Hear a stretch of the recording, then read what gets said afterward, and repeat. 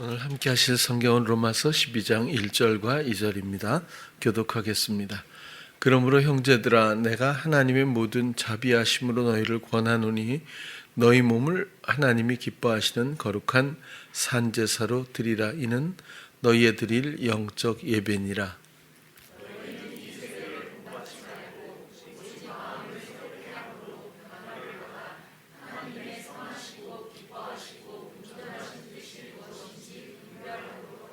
아멘. 오늘은 로마서 12장 1절에서 2절 내용을 가지고 영적 분별이라는 제목으로 나누도록 하겠습니다. 우리가 익숙하다 보니까 수월하게 느껴질지 모르겠지만 이 영적인 것과 육적인 것, 하나님의 모든 자비하심으로 너희를 권하노니 너희 몸을 하나님이 기뻐하시는 산제사, 거룩한 산제사로 드리라. 이는 너희의 드릴 영적 예배니라. 몸을 산제사로 드리는 것이 영적 예배다. 이렇게 설명을 하는데, 여기서도 몸이라고 하는 걸 우리의 실질적인 이 몸이 아니라 육신적으로 사는 그 인격을 말하고 있겠죠. 당연히. 그리고 여기서 영적 예배다라고 하는 것도 사실은 이렇게 표현을 했지만 늘 말씀드린 것처럼 로기코스 라트레이아라고 하는 것은 로기코스는 말씀의 혹은 말씀에 의한이라고 하는 그런 뜻이고, 라트레이아는 하나님의 일, 하나님의 사역, 그런 뜻입니다. 그래서 말씀의 혹은 말씀에 의한 하나님의 사역이니라, 이렇게 되는 겁니다. 그래서 왜 이렇게 번역이 되어 있는지는 저는 잘 모르겠지만 원문을 보면 그렇습니다. 2절도 보면 너희는 이 세대를, 세상을 본받지 말고 오직 마음을 새롭게 하는 거죠. 뭐 습관이나 이런 게 아니지 않습니까? 마음을 새롭게 한다는 말은 회복 재생입니다. 그리고 변화를 받아, 이것은 변형하다, 변질되다, 바꾸다. 그래서 완전히 뭔가 이렇게 바뀌어지는, 전환되어져야 한다. 그런 거고요. 또 선하시고 기뻐하시고 온전하신, 선하시고 이 말도 사람들의 완전한 혹은 악에 반대되는 어떤 그렇게 표현이 되고요. 온전하다, 물론 완전하다라는 뜻이기도 하고요. 그렇게 해서 그 뜻이 하나님의 결정, 하나님의 의지, 그런 것들이 무엇인지 분별하도록 하라. 분별하다 이 말도 물론 구별하다 이 말이 가장 중요하고요. 시도하다, 입증하다, 이런 뜻도 있습니다. 이걸 보면 우리가 몸으로 살던, 육신으로 살던, 또 육신의 개념을 가지고 세상을 살던 이 인격은 반드시 산제물로, 살아있는 채로 제물로서 하나님 앞에 죄인으로서 청산되어야 한다라는 전제가 확고하고요. 그 다음은 이제 이 세대를 본받지 않고, 그리고 마음을 새롭게 하고 변화를 받아서 하나님의 뜻을 우리가 분별하며 인도받고 순종하며 살아가야 한다라고 하는 아주 선명한 영적 개념과 육적 개념, 또 그 세계에 대한 이분화된 이런 설명을 지금 해주고 있고, 이것은 선택사항이 아닙니다. 모든 인생들은 이걸 위해서 태어났고, 이렇게 해서 아버지께로 돌아가고 영적인 영원한 하나님의 예비된 생명, 그리스도로 말미암는 그 생명, 그 사랑 안에서 함께 살기 위해서 세상은 창조되었습니다. 그러나 우리도 여전히 예수를 믿고 교회 생활을 하면서조차 세상에 몸담고 있기 때문에 우리는 여전히 세상적인 개념과 육신적인 개념에서 벗어나기가 수월하지 않습니다. 우리들은 대단히 단순한 어떤 내적 구조를 가지고 있어서 뭐 대단해 보이는 것도 있겠지만 사실은 굉장히 단순하다고 보여지거든요. 사단이 키 까부르듯이 우리를 사람의 영혼들을 갖고 놀지 않습니까? 키 까부르듯이 정말 그 키 아시나요? 이렇게 해가지고 시골에 가면 옛날에 이렇게 쭉정이 이렇게 나가고 이렇게 계속하면 알맹이는 안쪽으로 들어오고 이게 이렇게 하잖아요. 의도하는 대로 이 알맹이들이 자기가 원하는 대로 갈 수가 없어요. 이게 의도하는 대로밖에는 진짜 근데 굉장히 활동적이지 않습니까? 액티브하지만 자기가 뭐 하는 것 같지만 사실은 까부는데 이 키를 주도하는 대로 그냥 그렇게 골라지는 것뿐이고 움직이는 것뿐이거든요.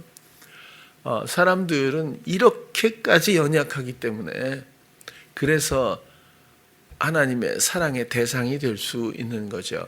우리 인생 중에서 가장 위험한 건 그래도 내가 뭔가 할 수 있다라고 생각될 때 참 손도 쓸 수 없을 만큼 어려운 상태라고 봅니다. 그러나 복음은 가난한 자인 것처럼 정말 내가 할 수 없다는 것을 깨닫고 그리고 주께 진심으로 의뢰할 때부터 내 마음의 변화가 시작됩니다. 그냥 내가 마음을 바꿔야지라고 하는 의지로 마음이 새롭게 되는 것이 아니거든요.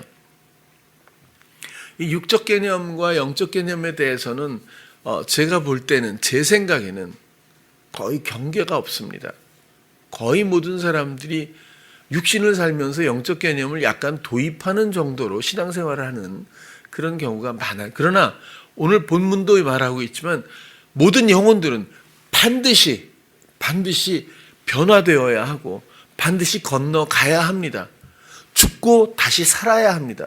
거듭나야 합니다. 이것이 유일한 공통된 목표입니다.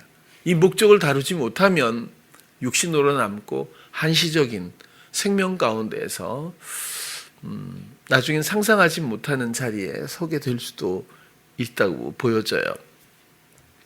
여러분, 우리가 육신적인 개념에서 별로 벗어나지 못한다고 해서 그렇게 힘들어하지 않았으면 좋겠어요. 왜냐하면 우리는 원래 그런 데서 출발했기 때문이거든요. 그래서 그 자체를 결함으로 생각하지 않았으면 좋겠고요. 정말 필요한 건 가난한 마음입니다. 정말 가난한 마음이 있으면 관심사가 달라지거든요. 아주 획일적이면서 선명하고 그리고 집요할 수밖에 없어요. 성경에 보면 니고데모 이야기가 나오지 않습니까? 예수님을 찾아와서 질문을 할 때 예수님이 사람이 거듭나지 않으면 하나님 나라를 볼 수 없다 이렇게 얘기를 하시니까 어떻게 엄마 뱃속에 들어갔다가 다시 태어날 수 있습니까? 사람이 이 사람 굉장히 뭐라고 해야 되나요? 지식도 있고 또 배경도 있는 사람이라고 하는데에도 불구하고 이건 이 사람이 무식한 게 아니라 다시 태어나야 된다라고 하는 예수님의 말씀을 완벽하게 육적 개념으로 들었기 때문에 여기서 의구심이 일어날 수밖에 없고 그 다음 해법에 대해서 전혀 접근을 못하는 겁니다. 근데 예수님의 답변은 뭐라고 하세요? 이 니고데모는 모태에 들어갔다가 다시 배에서 나오는 걸 거듭난다고 알아들었다면 예수님은 사람은 물과 성령으로 나야 하는 거야. 근데 여러분 모태에 들어갔다 나오는 것은 실감이 나지 않아요? 그죠? 우리가 뭐 자주 볼 수도 있고 또 우리도 그렇게 나왔기 때문에 어머님 뱃속에서 이렇게 10개월 있다가 아기로 태어나는 것에는 우리가 많이 익숙해요. 그러나 이것이 태어나는 것이라고 우리는 생각해요. 근데 물과 성령으로 태어나야 한다는 것은 굉장히 어려운 말일 수가 있거든요.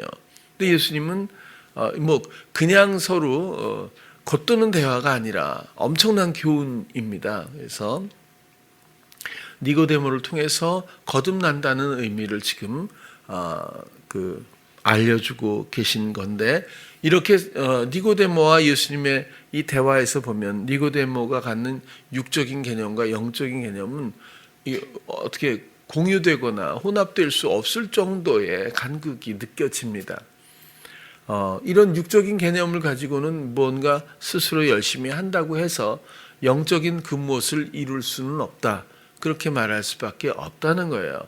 그래서 우리는 어머니 뱃속에서 태어난 것도 다시 태어난 거죠. 그죠? 어머니 배에 있을 때는 저는 잘 기억은 안 나지만 아무튼 지금 삶과는 전혀 다른 세상이고, 그리고 아무튼 그렇잖아요. 근데 우리는 정말 새로운 세상으로 다시 이게 태어난 겁니다. 이런 것처럼, 왜냐하면 이런 말씀을 드리는 게 육적인 많은 이런 개념들이 영적인 것들을 이해하기 돕는 역할을 하기 때문에. 그런데 근데 영적으로 다시 태어난다는 것은 상당히 다른 원리라는 거죠. 그죠? 영적으로 다시 태어나고 육적으로 다시 태어나는 것에서 보면, 육적인 것은 태아도 살아 있어요. 그리고 어머니 뱃속에서 때가 되어서 나와도 살아 있어요. 그죠? 그러나 이쪽 물과 성령으로 거듭나야 한다는 것은 사실은 옛사람이 죽고 그 다음에 그리스도의 생명으로 다시 살아나야 되는 거거든요. 그리고 거듭나는 것은 죽는 것을 다루진 않아요. 그러니까 번제단의 희생의 피, 옛사람의 죽음, 이 자체를 다시 태어나는 영역으로 두진 않아요. 그러니까 물두멍이잖아요. 물. 이것은 구원하는 그리스도의 부활의 생명이고, 또 부활의 생명으로 말미암아 우리는 구원을 받는 겁니다. 우리 스스로가 각자 개별적으로 하나님의 생명을 부여받는 것이 절대로 아니고, 그리스도만이 사신 그 부활의 생명을 우리가 가지처럼 연합됨으로써 그 모든 유익과 능력이 우리 삶에 공급받게 되는, 생명을 공유하게 되는 그런 유형이라고 누차 말씀을 드렸죠. 그래서 거듭난다고 하는 것은 바로 이 물부터입니다. 물로 그리스도의 생명으로 다시 태어나는 생명을 누리게 된다. 그런 건데, 그런 다시 태어나는 것뿐만 아니라 그 이후에는, 그 이전에는 나의 생각과 사단의 속삭임으로 살았다면, 이제 그 이후에 진짜 이 생명이 이어지는 모든 것은 성령의 도우심으로 말미암아 인도를 받게 되는 그런 새로운 생명이 펼쳐질 것이다 라는 것이 구체적으로 말하면 물과 성령으로 거듭 태어나는 것이겠죠. 그러나 니고데모는 그때는 아무것도 몰랐을 거예요. 그래서 예수님이 하신 말씀이 3장 16절입니다. 하나님이 세상을 이처럼 사랑하사 독생자를 주셨으니 이는 믿는 자마다 멸망하지 않고 영생. 결국 여기서의 주제도 생명입니다.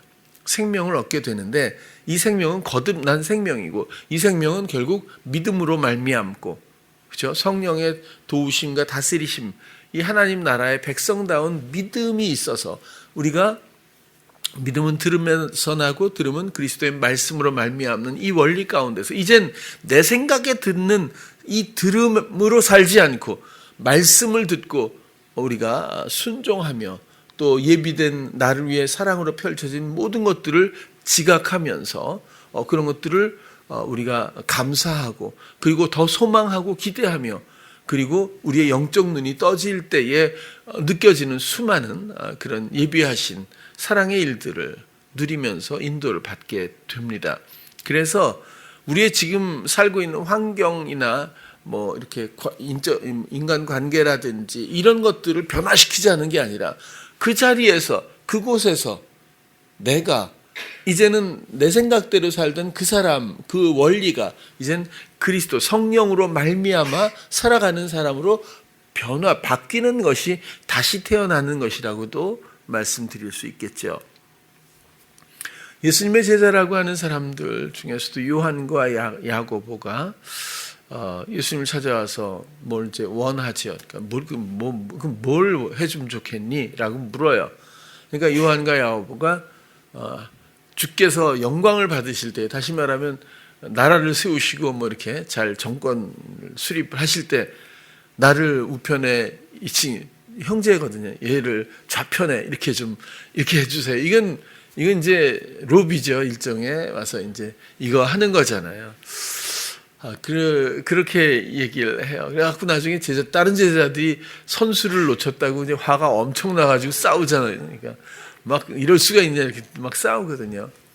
근데 예수님이 그렇게 이야기하는 요한과 야고보에게 이야기해요. 이 사람들은 이렇게 정권을 잡으실 때 이쪽에 우의정 좌의정 그런 거죠. 이제 아주 높은 자리 두 자리죠. 완전히 좌우로 아주 중책을 좀 주십시오라고 미리 좀 부탁을 하고 있는 데인데 예수님은 오히려 다른 답변을 하시거든요. 너희가 내 잔과 내가 받는 세례를 너희들이 받을 수 있겠니? 라고 얘기를 해요. 그러니까 완전히 다른 얘기예요. 영적인 개념과 육적인 개념이, 그러니까 이건 어떤 차이라고 말할 수가 없을 만큼 차원이 다른 그런 내용이잖아요. 내가 받는 잔은 뭘까요? 죽음입니다. 십자가의, 그러니까 옛사람의 죽음이고요. 또 내가 받는 세례는 아까도 말씀드렸지만 물이고요. 구원받는 증거이고 새 생명, 부활의 생명으로 집약해서 생각하면 될 것 같아요. 새로운 생명, 부활의 생명. 이 잔은 나 옛사람의 죽음, 죄인의 죽음과 그리고 부활의 새로운 생명, 이것을 너희들이 받아야 한다는 뜻을 이걸 받을 수 있겠니? 이렇게 얘기를 하시는데 전혀 다른 설명을 해주고 있는 거죠. 이렇게 육신적인 개념과 영적인 개념이 너무 달라서, 세계가 달라서, 만약에 우리를 만약에 지금 조명을 해서 어느 자리에 있고 우리는 어떤 개념으로 사는가를 만약에 측정해낼 수 있다면 여러분들은 어떻습니까?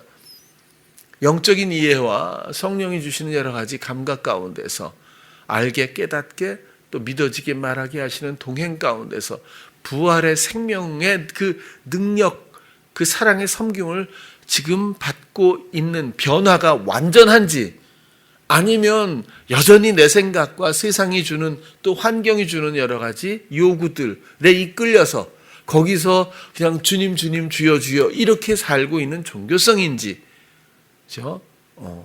이런 것들에 대해서 스스로 진단해 보지 않을 수가 없다는 거예요.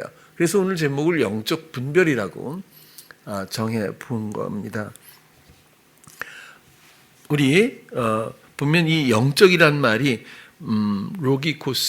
로고스에 의한, 말씀에 의한 이런 뜻이라고 보여지는데요. 그렇다면 영적이라는 것이, 이 영적이란 말이 성경에 딱 두 번 나오거든요. 신령한 젖이라고 하는 베드로서에 그때 로기코스 단어가 나오고, 그리고 이 로마서에 딱 한 번 또 나오는 거예요. 영적이라고. 우리는 신앙생활하면서 영적이란 말 무척 많이 해요. 그죠? 영적이라고 많이 하는데 말씀과 관계없이도 우리는 영적이라고 많이 얘기하는 것 같아요. 근데 이건 절대적으로 말씀과 연관관계가 이렇게 깊다는 걸 먼저 이해해 주시고, 그렇다면 영적이라고 하는 것은 말씀에 의한 겁니다. 그렇죠? 말씀에 의한 그렇다면 육적이라는 건 뭘까요? 말씀이 아닌 다른 소리겠죠. 뭔가 육적이라고 하는 것은 자신의 생각 혹은 자신의 생각을 통한 사단의 속삭임 가운데 사는 사람이 몸이고 육신적인 사람이고, 이걸 육적이라고 말할 수가 있을 겁니다. 그래서 말씀의 반대편의 그 삶의 원리가 육적이겠죠. 말씀으로 사는 모든 것들이 영적이라고 그렇게 정리해 볼 수도 있습니다. 그래서 이쪽의 육적인 이 인격이 죽어야 한다는 겁니다. 그래야 이쪽이 시작되는 거거든요. 하나가 끝나야 시작이 되는 겁니다. 이 공유가 안 되죠. 이거는 절대로 섞일 수가 없어요. 혹시 물과 기름은 섞여도 하나님의 의와 사단의 악이 어떻게 섞일 수가 없습니다.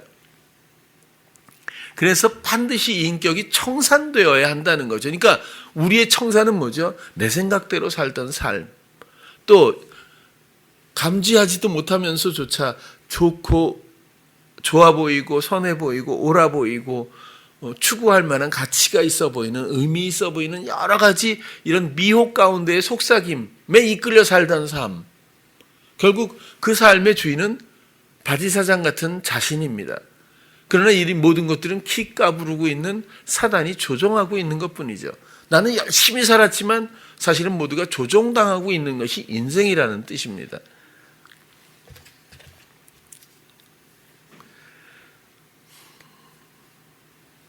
우리의 산제사가 내 생각대로 살든 세상이 이끄는 대로 살았던, 생각이 이끄는 삶으로 그렇게 살았던 그것을 살아있는 채로 하나님 앞에 청산하는 이 절차를 왜 말씀에 의한 이 제사를 하나님의 사역이라고 했을까요? 당연하게 이해하시는 대로 우리를 손상시키지 못하시는 하나님의 사랑이 하나님 스스로가 우리의 옛사람의 죽음을 위해서 우리의 사랑으로 우리와의 사랑이라는 소망을 가지고 온 천지 만물을 창조하신 말씀이 이번에 육신이 되어서 스스로 제물이 되셨기 때문에 하나님의 사역이 되는 겁니다.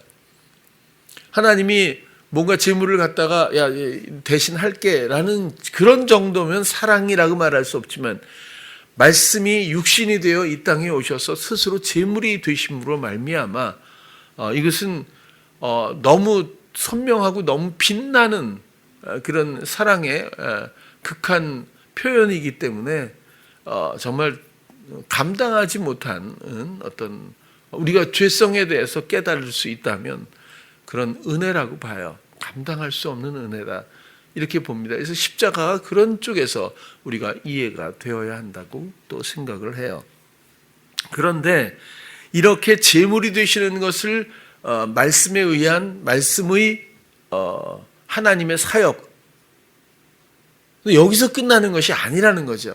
하나님의 사역은 여기서 끝나는 것이 아닙니다. 그것이 끝나는 것이 아니라 우리의 마음과 우리의 생각과 우리의 입에 계시겠다고 한 약속을 그리스도의 스스로 하나님의 사역을 마친 후에 성령이 마가의 다락방에 임하는 그때부터 입을 주장하잖아요. 입술을 주장하고 말을 주장하지 않습니까? 그렇게 해서 이제 모든 영혼들의 마음 속에서 마음의 모든 감각들을 주장하시고 내어드리는 만큼 아마 침노하는 만큼 그 다스림을 느끼게 될 겁니다. 그렇게 해서 이제는 우리 안에 오셔서 생명이 되시는 것까지 하나님의 사역으로, 말씀에 의한 하나님의 사역으로 우리가 이해할 수가 있습니다. 이제는 그렇게 말씀이 이끄시는 대로 걷는 삶이 거듭난 생명입니다. 그리고 하나님의 놀라운 다스림들을 보게 될 겁니다. 그리고 하나님의 나라를 소유하게 되겠죠. 그러면 영적인 이 분별을 어떻게 할 수 있고 우리가 뭘 어떻게 분별을 할 수 있을까? 그렇죠? 그렇게 접근을 해보면 베드로의 그 원리가 굉장히 제가 볼 땐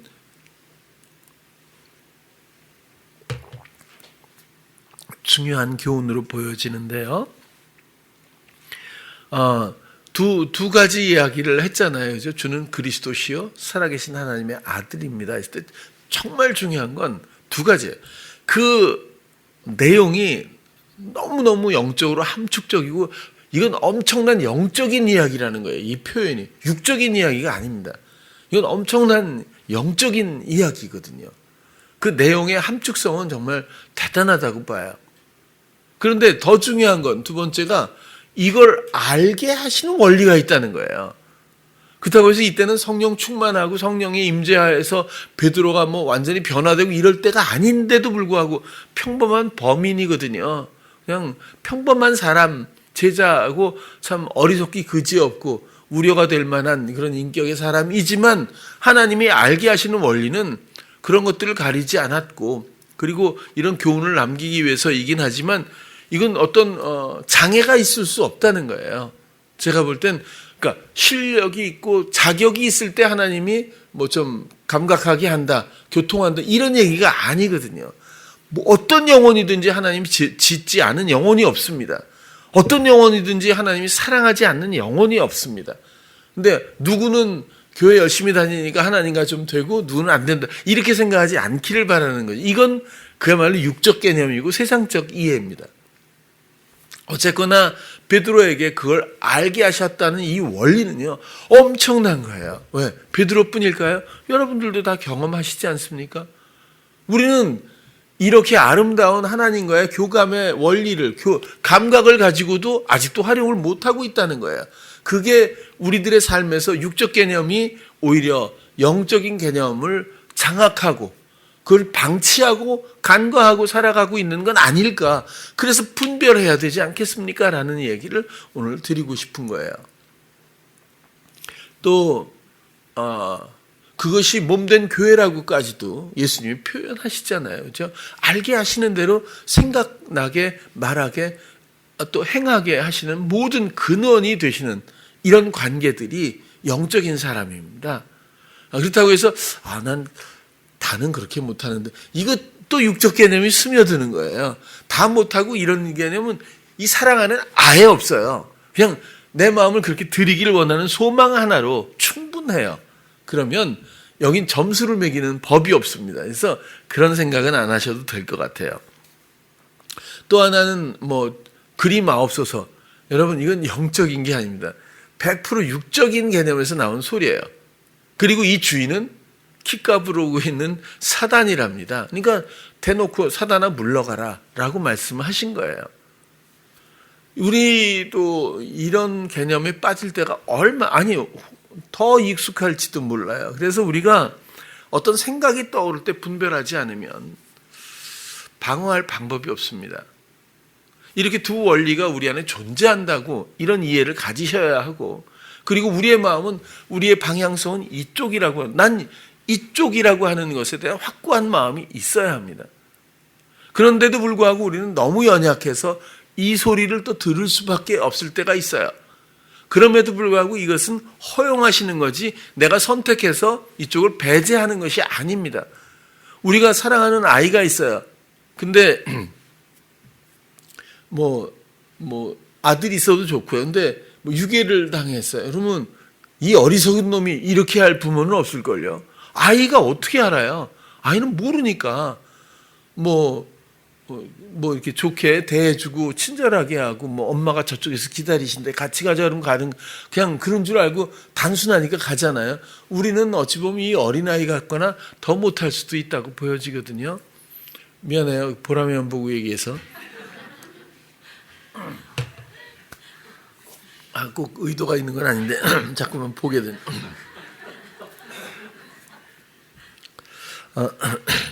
그래서 우리는 생각이 떠오를 때 그냥 방치하지 마세요. 여태까지 그 인생이 나의 생명에 앞으로 나아가는 모든 것들을 사실은 가로막고 있었던 거고 주인 노릇하도록 나를 바지사장으로 계속 부추기고 있었던 거나 마찬가지라고 보여져요. 생각을 분별하지 못하면 우리는 정말 방법이 거의 보이질 않거든요. 그 다음 말할 때 제발 조심했으면 좋겠어요. 정말 더디 말했으면 좋겠어요. 우리가 덜커도 옳다고 생각하고 하는 말 한마디가 상당한 파생력을 갖습니다. 그리고 되돌아오는 걸 보면 내가 원하지 않는 오해는 물론이고 그리고 아주 상상하지 못하는 영향력들로 이런 것들이 파생되어서 이런 것들이 누적되다 보면 그런데 갇히게 되고 그런 인간관계에서 벗어날 방법이 없게 되는 사람, 그런 건 흔하지 않습니까? 그래서 주의 것이 아니면 우리는 표현하지 않고, 그렇죠? 이런 것들을 오히려 기쁨으로 알았으면 좋겠어요. 그러려면 영적인 분별력이 있어야 합니다. 육적인 개념을 가지고는 제가 볼 땐 영적으로 다가갈 수는 없어요. 니고데모하고 똑같은 입장이랍니다. 오직 지금은 성령이 우리 안에 오셔서 영적인 모든 것들을 알게 하세요. 아버지께서 우리를 알게 하시는 것, 우리는 보편적으로 얼마든지 말할 수 있답니다. 우리의 관심만 있다면, 우리가 맡길 수만 있다면, 우리가 감각만 드릴 수 있다면 이것은 자격이 필요 없이 어느 누구나 마찬가지입니다. 하나님은 그걸 원하셨죠. 이 감각 가운데 우리는 새롭게 인도받을 수가 있다는 거예요. 그럼 많은 것들을 보게 되고 알게 되고 느끼게 됩니다. 하나님의 손길이 왜 이렇게 신실하고 오묘하고 정말 이렇게 신비한지 점점 가면 갈수록 더 깊이 알게 되리라고 봐요.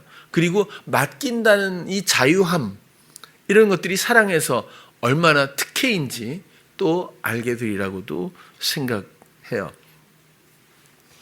그래서 절대적인 분별 의지를 정말 가져줬으면 좋겠다라는 생각이고요. 우리 안에는 여전히 두 소리가 존재한다라는 전제하에서 말씀드리고요. 그리고 또 하나 우리가 나누고 싶은 건 마태복음 10장. 또 너희가 나를 인하여 총독들과 임금들 앞에 끌려가리니 이는 저희와 이방인들에게 증거가 되게 하려 하심이라. 너희를 넘겨줄 때에 어떻게 또는 무엇을 말할까 염려치 말라. 그때에 무슨 말을 할 것을 주시리니 말하는 이는 너희가 아니라 너희 속에서 말씀하시는 자 곧 너희 아버지의 성령이시니라. 우리의 말이 언제나 이게 잡혀갈 때만 하지 말고 언제나 그랬으면 좋겠어요. 말하면서 어떻게 내가 이런 말을 하지? 이런 거는 경험 많이 하셨잖아요. 이걸 어쩌다가 연중 행사 이런 거 하지 말고 그냥 언제든지 어느 때라든지 누구와 함께라든지 주가 나에게 말하게 하신다는 이 원리를 정말 사모하면서 마음을 드리고 그리고 이렇게 말하기 시작하면 내가 먼저 감동해요. 그리고 주님이 나를 통해서 표현하시는 이 내용에 너무너무 감사할 수밖에 없어요. 근데 중요한 것은 영적 분별이거든요. 이렇게 하면서 지금 잘 되고 있는 이 순간에 또 응원하는 소리가 옆에 분명히 들릴 거예요. 맞아, 이게 바로 이런 원리지. 앞으로 이렇게 살아야 된다든지 뭐 다양하게 물론 제가 들었던 소리이긴 합니다만 여러분들도 사단은 가만히 안 있을 거예요. 그럴 때에 비로소 분별력이 있어야 돼요. 베드로처럼 그리마옵소서 하는 역할을 하지 마시고 예수님처럼 사단아 물러가라 이 역할을 좀 하셨으면 하는 마음이 아주 제가 기대가 있습니다. 우리 보면 지난주인가요? 시몬 문둥병자 얘기도 나와요. 시몬의 집에서 베다니에서 이렇게 모여서 식사하실 때에 한 여인이 향유를 가지고 와서 눈물로 발을 씻고 머리털로 그렇죠? 향유를 머리에 붓고 그렇게 했을 때 사실 여기서 중요한 게 문둥병자입니다. 문둥이 시몬입니다. 예수님이 그를 고쳤다고 보여지거든요. 저는 왜냐하면 이거 부정해서 일반 사람들하고 같이 생활을 못하게 되어 있다고 해요. 그래서 문둥병자들은 그 산에 이렇게 굴을 파고 그게 공동생활을 하든지 또 문둥병자가 혹시 일반 사람들과 이렇게 같이 길에서 떨어져서 지나갈 때쯤이면 서가지고 이야기해야 된대. 나는 부정하다 이렇게 얘기를 해야 된다고 해요. 완전히 죄 때문에 그렇게 되었다고 부정한 거죠. 그렇게 여겨지고 문둥병자가 쉽게 나은 사람이 없다고 해요. 엘리사가 그렇죠? 한번 문둥병을 낫게 한 적은 있지만 어쨌거나 그런 게 거의 없는데 예수님이 들어가 잔치를 하고 식사를 하는 문둥이 시몬이라고 되어 있는데요. 바리새인이었다고 하잖아요. 그럼 예수님과 친구가 된 거예요. 같이 식사를 하면 친밀해졌겠죠. 그런데 얼마나 큰 은혜를 받았을까 이 사람이 영적으로도요. 그런데 한 여인이 몸으로 무슨 이제 죄를 많이 지은 이런 육신적인 죄겠죠. 그 여인이 와서 그렇게 할 때에 오히려 판단하고 하잖아요. 그렇죠? 그 순간의 영적 원리를 보면 자기는 얼마나 이 여인이 지은 죄보다 오히려 더 격리돼서 살아야 할 그런 입장의 사람이 예수 그리스도의 은혜를 입었다면 어떻게 마리아가 한 일에 대해서 호의적이 긍정적인 반응이나 이래야 마땅하잖아요. 근데 그게 아니라 굉장히 판단하고 정죄하고 있다. 저 여자가 어떤 여자인지 알면 예수님이 이거 이렇게 받으셨겠어요. 이런 얘기를 할 수 있다는 건 무섭지 않습니까? 근데 예수님이 속 시원하게 얘기하잖아요. 그죠? 그 슬리퍼 같은 걸 신고 다니니까 맨날 발 씻는 노예가 제일 하위에 있다 그러잖아요. 주인이 돌아오면 신발 벗겨서 발 씻어줘서 실내로 들어간다는데, 그 너는 내가 올 때 발 씻을 물도 안 줬지만 이 여인은 눈물로 내 발을 적셨어. 그리고 수건 얘기는 안 나왔죠. 수건도 안 줬지만 이 여인은 머리털로 닦았어. 이 사람아, 그죠? 그리고 감람유도 너는 안 줬지만 향유를 머리에 부었다. 이런 비유를 해주잖아요. 어떻게 느꼈는지는 모르겠어요. 근데 제가 드리고 싶은 말씀은 순간에 옳고 그름, 그죠? 순간에 자기 입장과 상관없는 판단들이 아주 만연돼 있다는 거예요. 정말 지독하게. 여러분, 문둥이 바리새인 시몬과 우리의 영혼이 출신으로 보면 다를 게 뭐가 있겠어요? 근데 우리는 살면서 여전히 판단하고 정죄하고 옳고 그름에서 옳은 것들을 추구하려고 하는 자기 시도는 여전할 수 있다는 거죠. 그리스도의 마음, 오직 그리스도를 사랑하는 사람들로 모여야 합니다. 마리아가 그렇게 사랑했다면 시몬도 박수를 쳐줬어야 될 거예요. 그렇죠? 근데 이 극적인 연출을 위해서 발 씻을 물도 안 주고 딱 대비가 되도록 이렇게 하셨는지는 모르겠지만 우리는 시몬이 되어서는 안 됩니다. 우리는 모두가 통일하게 예수님을 사랑하는 사람들, 그 영혼들로서. 왜? 시몬도 많이 사랑을 받았잖아요. 이 여인도 너무 더 많이 사랑을 받았잖아요. 여러분들, 우리들은 하나님, 우리 주 예수 그리스도의 사랑을 너무 받았잖아요.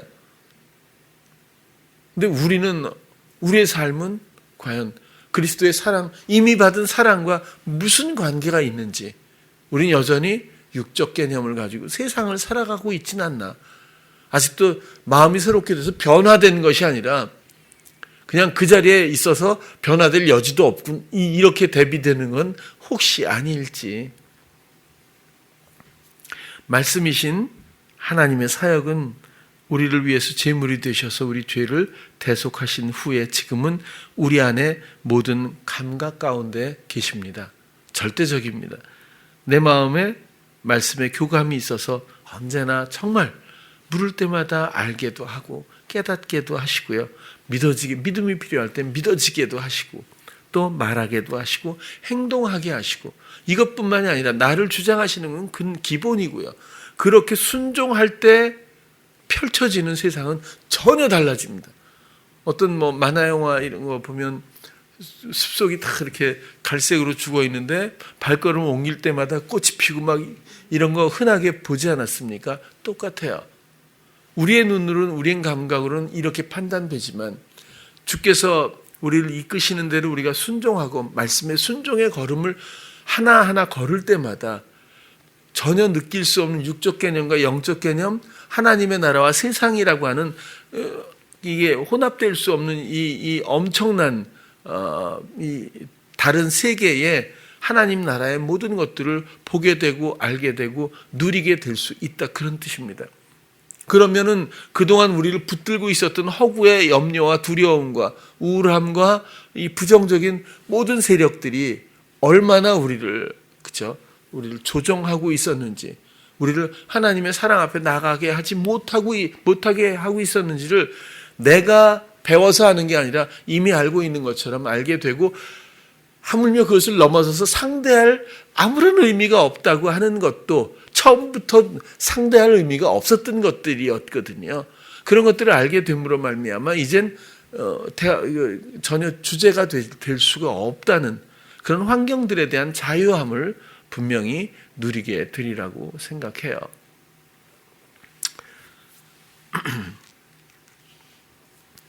그래서 이런 우리가 육적 개념과 나의 생각이 이끄는 삶, 또 속삭임의 모든 이 원리들을 우리가 분별하지 못하고 늘 그렇게 끌려다녔던 모든 삶, 그 인격을 기쁘게 거룩한 산제사로 살아있는 채로 모든 것들을 이제 중단하고 멈추는 거죠. 그리고 청산하는 절차가 아주 반드시 그리고 아주 명료하게 있어야 합니다. 그리고 또 그 모든 것들도 하나님이 도우십니다. 내 의지로 내 능력으로 하는 것이 아니라 나의 그런 의사를 기쁨으로 가난한 마음 가운데 표현해드리면 나의 모든 것들이 사라지기 시작합니다. 옛사람의 덧없는 모든 것들을 알게 되어서 자연스레 모든 것들이 무의미하게 청산 절차로 가게 되죠. 왜? 하나님이 이 모든 대가를 스스로 치르셨기 때문에 우리는 치룰 대가가 없습니다. 스스로 치르신 대가에 대한 내 순전한 마음을 드리면 모든 것들이 무의미하게 청산되어 버린 것을 우리가 감각하게 된다. 그렇게 말씀을 드립니다. 그래서 이제는 나로 살지 않고 세상에서 살지 않고 또 육적 개념으로 살지 않는 내가 되었으면 좋겠어요. 우리는 세상을 버릴 이유도 없고 피할 이유도 없습니다. 단지 이 세상을 걸을 때마다 아까 말씀드린 대로 온전히 말씀에 의해서 우리가 순종할 수 있다면 우리의 발걸음마다 빛이 나고 또 생명이 솟아나리라고 봅니다. 그렇게 해서 우리는 부활의 생명이신 그리스도의 증인들이 될 수 있고 우리의 삶은 영적인 삶이 되겠죠. 말씀에 의한 우리의 모든 의미 있는 생명의 일들, 그것들을 우리가 함께 누리고 또 찬양하며 소망하며 걸었으면 하는 마음으로 말씀을 오늘 드렸습니다. 그런 찬양교회 성도님들 되시기를 축원합니다. 기도하겠습니다. 사랑의 주님, 오늘은 영적 분별을 가지고 나누었습니다. 우리는 너무너무 연약해서 언제나 속임을 당할 수밖에 없지만 우리 안에 계신 예수님을 사랑하는 마음으로 우리가 의뢰할 때마다 놀라운 일들을 경험하게 됩니다. 이미 완전히 이루신 하나님의 나라를 더 보게 하시고 거듭난 생명에서부터 우리는 이 모든 하나님의 나라를 소유하게 하셔서 이제는 끌려가는 삶이 아니라 자유한 삶 가운데 그리스도의 생명을 나눌 수 있는 귀한 축복으로 우리 모든 성도님들을 인도해 주시옵소서. 예수님 이름으로 기도드렸습니다. 아멘.